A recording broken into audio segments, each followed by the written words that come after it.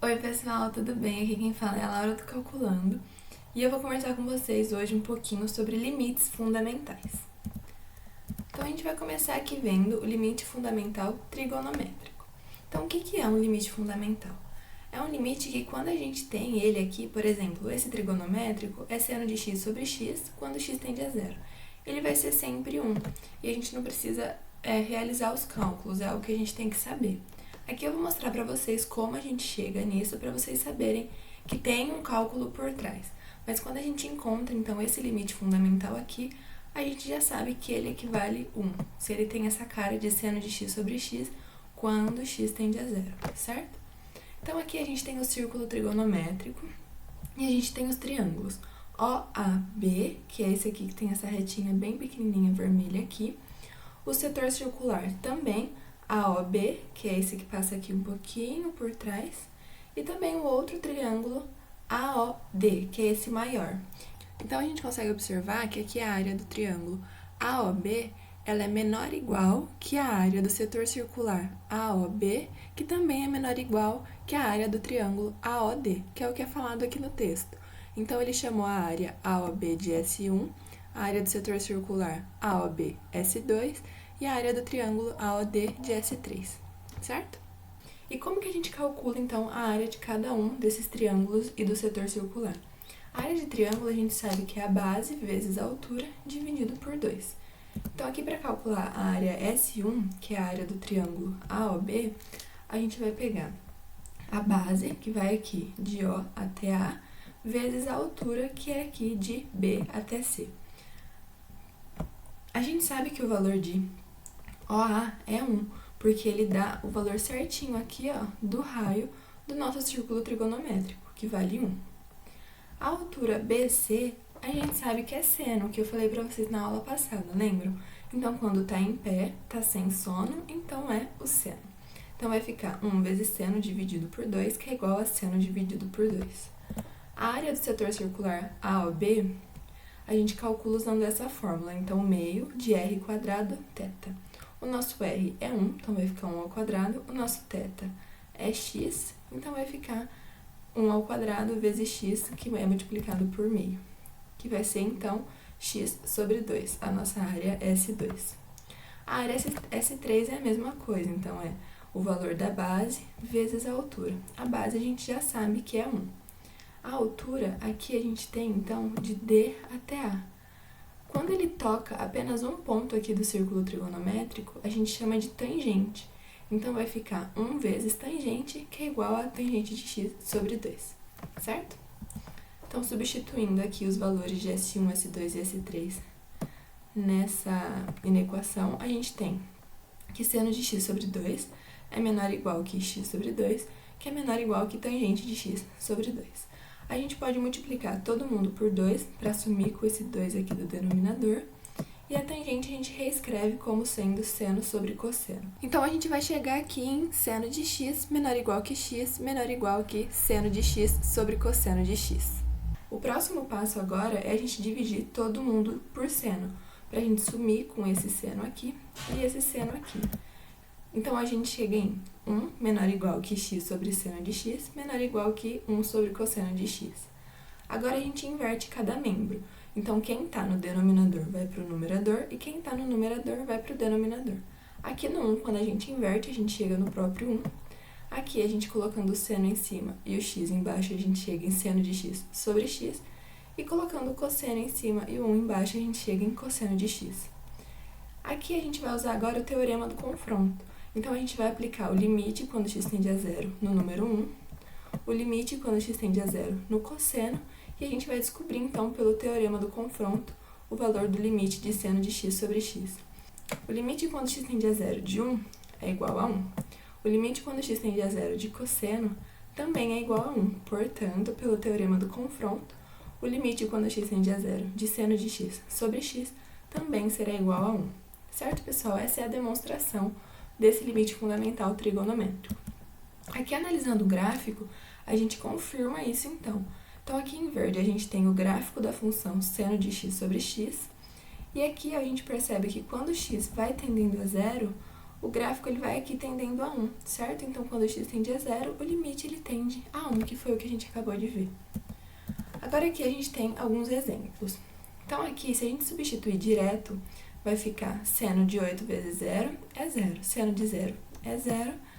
Vai ficar uma indeterminação 0 sobre 0, que a gente já viu anteriormente. Então, a gente vai ter que fazer uma manipulação aqui para a gente chegar naquele limite fundamental trigonométrico e a gente sair dessa indeterminação. Aqui, então, a gente vai chamar esse 8x de u. Então, u é igual a 8x, portanto, x é igual a u sobre 8. Quando x tende a 0, u ele também tende a 0. Porque se a gente faz esse x aqui, ó, tender a 0, vai ficar 8 vezes 0, que é igual a 0. Então, esse u aqui, ele também vai tender a 0, certo? Agora, reescrevendo, então, o limite a gente tem limite quando u tende a 0 de seno de u sobre u sobre 8. A gente passa esse 8 aqui multiplicando o seno, o u continua no denominador, a gente chega aqui em limite de u tendendo a 0 de 8 seno de u sobre u, certo? Como o u é constante, ele sai de dentro aqui do limite, então vai ficar 8 limite de u tendendo a 0 seno de u sobre u, e aqui a gente chegou no limite fundamental trigonométrico que a gente acabou de ver.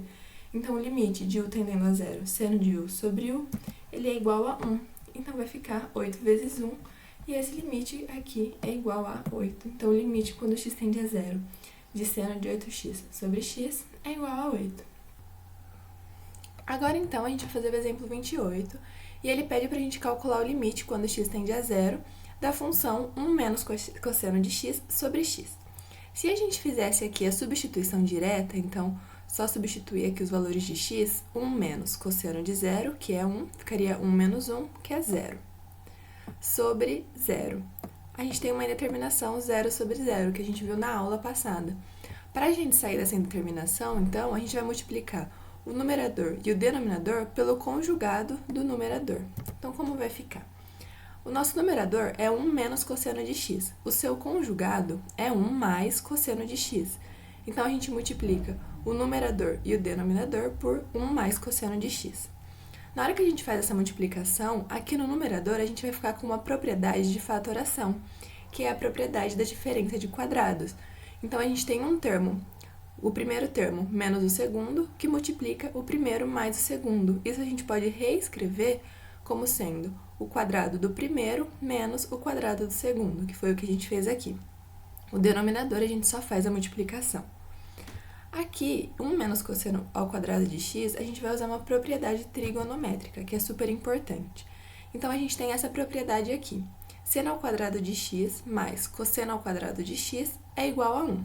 Se eu passo o cosseno para cá, ele passa subtraindo. Então, seno ao quadrado de x é igual a 1 menos cosseno ao quadrado de x, que é o que a gente tem aqui.